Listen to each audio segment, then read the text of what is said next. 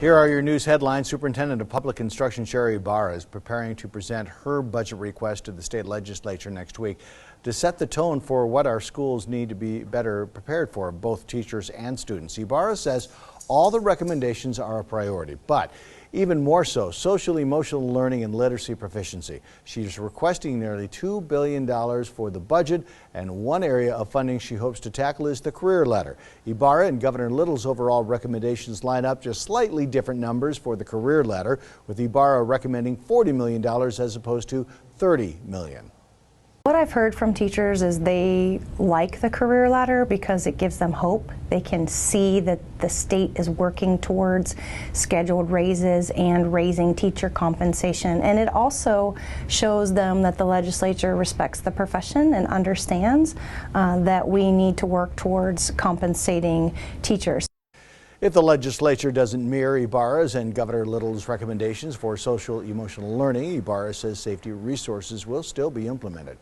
The Boise leg of the X Games had a good run, 3 summers of widely popular skateboard and BMX competitions, but the games won't be coming back this summer. City leaders announced today that Boise will be, quote, taking a break from hosting the qualifier. The first year of the Boise qualifier hosted 7,000 attendees. In the following 2 years, well more than 10,000 people crowded around Road Skate Park to see some of the best elite skaters and BMX athletes on earth. Just the fact we held a world-class event of this nature in the city the last 3 years has really put skateboarding on the map in the city of Boise. And it also has put Road Skate Park in the spotlight of what kind of world-class facility we have. The top finishers of the competition at Road Skate Park went on to compete at the X Games Minneapolis. The city says they will continue to have conversations with ESPN about future opportunities.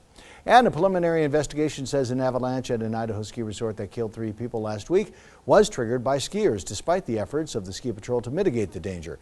The report by the Idaho Panhandle Avalanche Center says the ski patrol had taken steps to prevent avalanches on the ski run at the Silver Mountain Resort near Kellogg. 3 skiers died and 2 others were pulled alive from the snow after the avalanche. A few other skiers were partially buried and survived. The avalanche occurred beneath an area of difficult and expert runs. Now, Chief Meteorologist Scott Dorval with the On Your Side forecast. Oh, the cold wind was whipping through the Treasure Valley today, giving us some pretty chilly wind chill factors. 34 degrees the temperature at 5 o'clock, but the wind chill factor is still running in the 20s. So it's felt below freezing all day, but we got above freezing again. Again, no day this season have we had a high temperature that stayed below freezing. This has been the coldest day we've had in a while, still at 34, 35 for a high temperature. It's just not there, and tomorrow it will warm up even more. But this is what it feels like outside at 24 degrees. 17 in Mountain Home. The wind will actually increase as a wind advisory from east of Boise through Mountain Home and Glens Ferry, that eastern portion of the Treasure Valley. So your weather app may, if you're anywhere to the Ada Canyon County line, may say you're under a wind advisory, but it's actually east of Boise. That is not including Boise, but it's still going to be windy with gusts up to 40 miles per hour. And there's some snow showers that will fall in the Western Valley. We're seeing them on the radar here. Most of the snow is going to really develop into the Central Mountains tonight with a few more inches, and then a few more inches again tomorrow as another cold front moves on through. But right now, I am expecting lots of wind with some snowflakes in the Western Valley. A few flurries are possible in the rest of the Treasure Valley. But right in here, we've got a cold front coming on shore. Tomorrow night, about 10 o'clock, this front is going to swing through Idaho with some gusty wind, a burst of rain that turns to sleet and then over to snow, and then coats the ground with a coating to maybe up to an inch as it sweeps on through, and then colder air will come in behind it for later in the day on Friday. So we go from cold to warmer to colder with rain and snow between each. Especially for the mountains, it's all snow, so 2 waves of snow coming into the Central Mountains. In the Treasure Valley Friday morning, this is what could come through where we get that coating of snow in these locations.